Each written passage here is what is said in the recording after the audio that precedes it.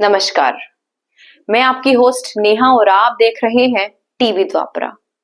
इस वक्त की सबसे बड़ी खबर, एक बार फिर पाकिस्तान की नापाक साजिश को भारतीय सेना ने मुंहतोड़ जवाब दिया।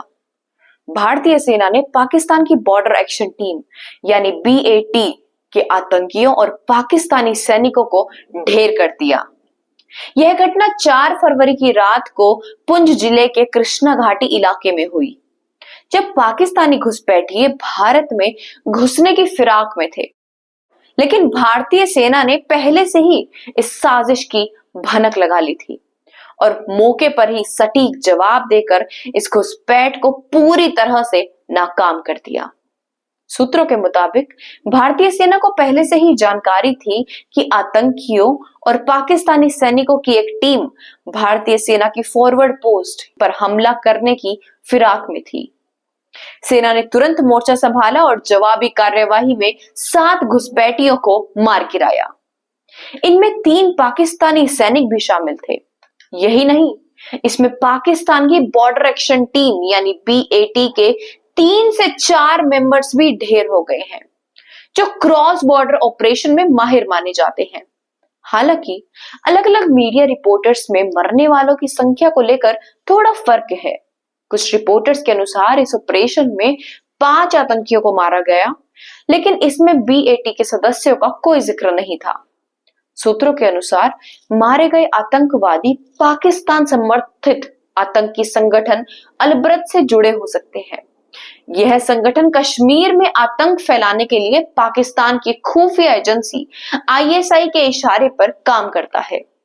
पाकिस्तान बार बार कहता तो है कि वो भारत के साथ शांतिपूर्ण संबंध बनाना चाहता है, लेकिन हकीकत इसके बिल्कुल विपरीत है। घुसपैठ की यह कोशिश ऐसे समय में हुई जब पाकिस्तान के प्रधानमंत्री शहबाज शरीफ ने हाल ही में बयान दिया था कि वे भारत के साथ सभी मसले बातचीत के जरिए सुलझाना चाहते हैं। लेकिन जमीनी सच्चाई यह है कि पाकिस्तान लगातार आतंकियों को शह दे रहा है और भारत में अस्थिरता फैलाने की साजिश रच रहा है। भारत में आतंकी भेजने की साजिश के बीच पाकिस्तान अधिकृत कश्मीर POK के रावलाकोट में जैश ए मोहम्मद और लश्कर ए तैयब जैसे आतंकी संगठनों की एक बड़ी बैठक हुई। चौंकाने वाली बात तो यह है कि इस बैठक को खुद पाकिस्तानी सरकार की मंजूरी मिली थी। इस दौरान आतंकियों ने खुलेआम हथियार लहराए, AK-47 से फायरिंग की और भारत विरोधी नारे लगाए। इतना ही नहीं, इस रैली में हमास के लीडर्स भी मौजूद थे। तो साफ इशारा करते हैं ये सब चीजें कि पाकिस्तानी सरकार खुद इन संगठनों का समर्थन कर रही है और भारत में आतंकी भेजने में खुली छूट दे रही है। लेकिन भारत की सेना और सुरक्षा एजेंसियां हर खतरे के लिए तैयार है।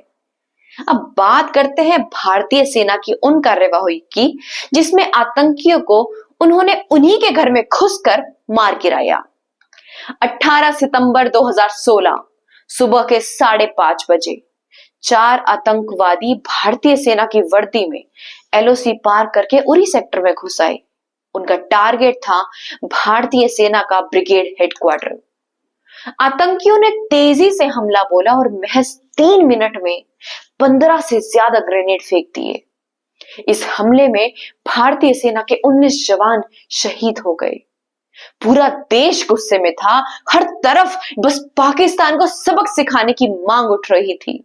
इसके बाद 29 सितंबर 2016 को भारत के DGMO lieutenant general Ranveer Singh ने प्रेस कॉन्फ्रेंस कर एक ऐतिहासिक घोषणा की। उन्होंने बताया कि भारतीय सेना ने पहली बार नियंत्रण रेखा को पार करते हुए पाकिस्तान के कब्जे वाले कश्मीर POK में घुसकर सर्जिकल स्ट्राइक की और आतंकियों के लॉन्च पैड तबाह कर दिए। यह सिर्फ उरी हमले का बदला नहीं था, बल्कि पाकिस्तान के लिए एक सख्त संदेश था कि अगर अब उसने कोई नापाक हरकत की तो भारत चुप नहीं बैठेगा। फिर आता है 14 फरवरी 2019 का दिन। यह वो दिन था जब पाकिस्तान ने कायराना हरकत करते हुए पुलवामा में हमारे जवानों पर हमला किया।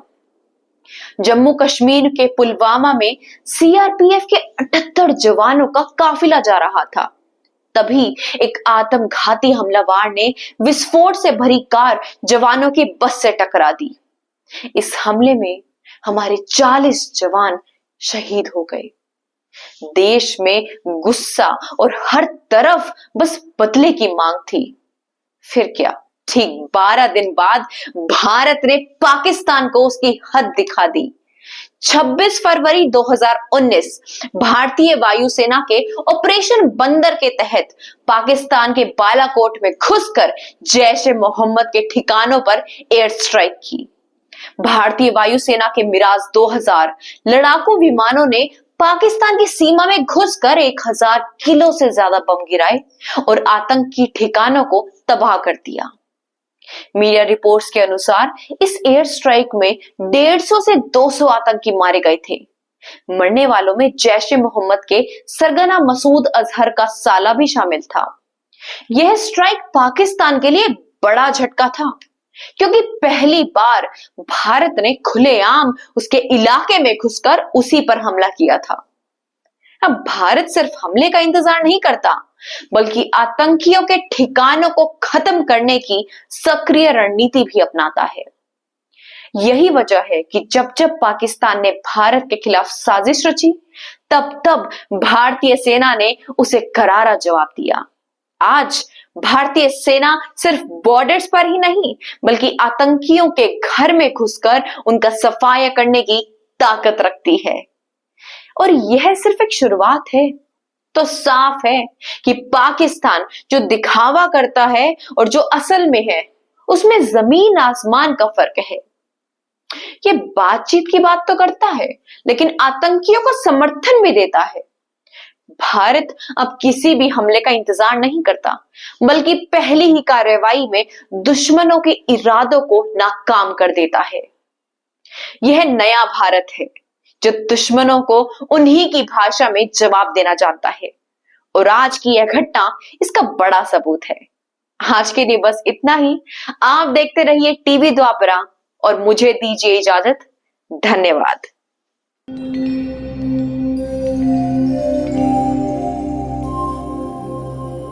टीवी द्वापरा, संभवामि युगे युगे। अगर ये प्रोग्राम आपको अच्छी लगी तो लाइक, शेयर और कमेंट करें। टीवी द्वापरा के प्रोग्राम्स को हमेशा देखने के लिए सब्सक्राइब करें, बेल आइकॉन दबाएं।